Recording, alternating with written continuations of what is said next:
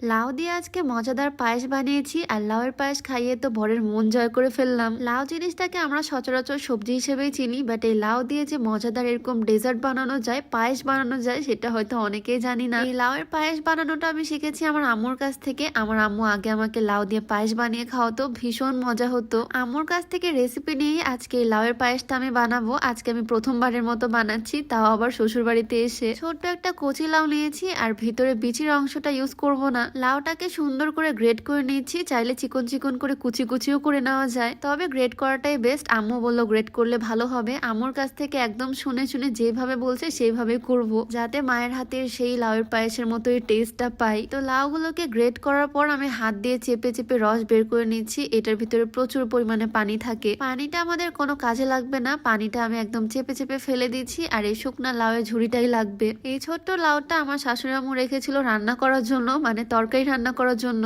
আমি যখন লাউটা নিলাম এটা দিয়ে পায়েস বানানোর জন্য, আম্মু তো শুনে পুরাই অবাক। যাই হোক, এখন দেখা যাক এই লাউয়ের পায়েস বানানোর মিশনে আমি কতটা সাকসেসফুল হতে পারি। তো একটা প্যান আমি চুলাতে বসিয়ে দিলাম আর বেশ খানিকটা ঘি দিলাম। ঘিয়ের মধ্যে দিলাম কিছু তেজপাতা, একটু এলাচ, আর তারপর আমি লাউগুলোকে দিয়ে দিচ্ছি। এই ঘিয়ের মধ্যে আমি ভালোভাবে লাউগুলোকে ভেজে নিচ্ছি, যাতে সবজির কোনো রকমের স্মেল না আসে। দারুণ একটা ঘিয়ের স্মেল আসবে এখান থেকে। আচ্ছা, তোমরা কি কখনো লাউয়ের পায়েস খাইছো? না খেলে কিন্তু ট্রাই করতে পারো, এটা বেশ মজা হয় আর এটা বানানো খুবই সহজ। এই লাউটাকে ভেজে নেওয়াই মেন কাজ। এখন জাস্ট পায়েসটা বানিয়ে নিব। পায়েস বানানোর জন্য এদিকে আমি ঘিয়ের মধ্যে লাউয়ের কুচিগুলোকে ভেজে নিছি আর এটাকে এখন এক সাইডে রেখে দিলাম। আর এখন আমি দুধটা জাল করে নিব। কিন্তু দুঃখের বিষয়, আজকে আমাদের বাসায় গরুর দুধ নাই। কি আর করার, কনডেন্স মিল্ক দিয়ে করব। যদিও কনডেন্স মিল্ক দিয়েও কিন্তু পায়েস অনেক বেশি মজার হয়। কনডেন্স মিল্ক দিয়ে করলেও বেশ মজা হয় সেমাই বা পায়েস খেতে। আমি পানি আর কনডেন্স মিল্ক মিক্স করে নিয়েছি। গরুর দুধের থেকে কোনো অংশে কম হবে না। দুধটা একটু বেশি করে অ্যাড করতেছি যাতে টেস্টটা ভালো আসে। আজকের এই লাউয়ের পায়েসটা বানাতে আমার বেশিক্ষণ সময় লাগেনি, 10 থেকে 15 মিনিট হলেই হয়ে যায়। জাস্ট লাউটাকে গ্রেট করতে যেটুকু সময় লাগলো।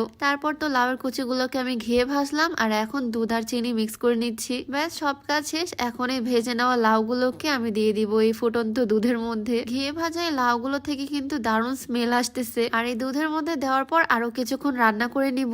1 মিনিট আমি সুন্দর করে এটা নাড়াচাড়া করে নিলাম আর তারপর দেখো, দেখতে একদম পায়েসের মতোই লাগতেছে। মানে দেখে কারো বোঝার উপায় নাই এটা যে লাউ দিয়ে তৈরি করা হয়েছে। আর একটু ঘন করার জন্য আমি আরো কিছুক্ষণ জাল করে দুধটাকে কমিয়ে নিচ্ছি। আর লাস্টের দিকে আমি কয়েকটা কিশমিশ উপর দিয়ে দিলাম। এই তো আমার লাউয়ের পায়েস একদম ডান। দেখে কি মনে হচ্ছে বলো তো, খেতে কেমন হতে পারে? আমার তো মনে হচ্ছে দেখতে একদম আম্মুর পায়েসের মতোই হয়েছে। মানে আম্মুর রেসিপি ফলো করে আমি একদম সেমই বানাতে পারছি, যদিও এটা অনেক ইজি ছিল। তো বানানোর সাথে সাথে আমি ছোট্ট একটা বাটিতে সার্ভ করে নিলাম। এটা এখন আমার হাজবেন্ডকে খাওয়াবো, দেখা যাক ও কি বলে খেয়ে। চুলা থেকে মাত্র নামালাম, ভীষণ গরম। এগুলো ডেজার্ট আইটেম, সেমাই পায়েস সবকিছু একটু ঠান্ডা করে খেলেই ভাল লাগে। কিন্তু আমি আর কমপ্লিমেন্ট নেওয়ার জন্য ওয়েট করতে পারতেছি না, তাই গরমটাই ওকে খাওয়ালাম। বেচারা গরম গরম খেতে পারতেছে না, তারপরও বললো বেশ ভালো হয়েছে। আচ্ছা, আরেকটা বিষয়, আজকে আমরা একদম ম্যাচিং কাপল আউটফিট পরেছি। আমি সুন্দর একটা শাড়ি আর ও সুন্দর একটা পাঞ্জাবি। কম্বিনেশনটা কিন্তু খুবই জোস, মানে একদম স্ট্যান্ডার্ড একটা কম্বিনেশন, ব্ল্যাক এর সাথে অ্যাশ। এই সুন্দর কাপল সেটটা আমি নিয়েছি ফাল্গুন ফেসবুক পেজ থেকে। তাদের পেজটা আমি ডেসক্রিপশনে মেনশন করে দিয়ে রাখবো, চাইলে ভিজিট করে আসতে পারো। তাদের পেজে আরো অনেক রকমের কাপল সেটের কালেকশন পেয়ে যাবা। যাই হোক, আজকে তো ছোট্ট একটা লাউ দিয়ে অনেকটা পায়েস বানিয়েছি, বাসার সবাই খাবে। আমার হাজবেন্ড যদিও মিষ্টি খাবার খুব একটা পছন্দ করে না, বাট ও এটা ভীষণ পছন্দ করছে। এই লাউয়ের পায়েসের রেসিপিটা তোমাদের কাছে কেমন লাগলো অবশ্যই কমেন্টে জানিও। দেখা হয়ে যাবে নেক্সট কোনো ভিডিওতে। সবাইকে আল্লাহ হাফেজ।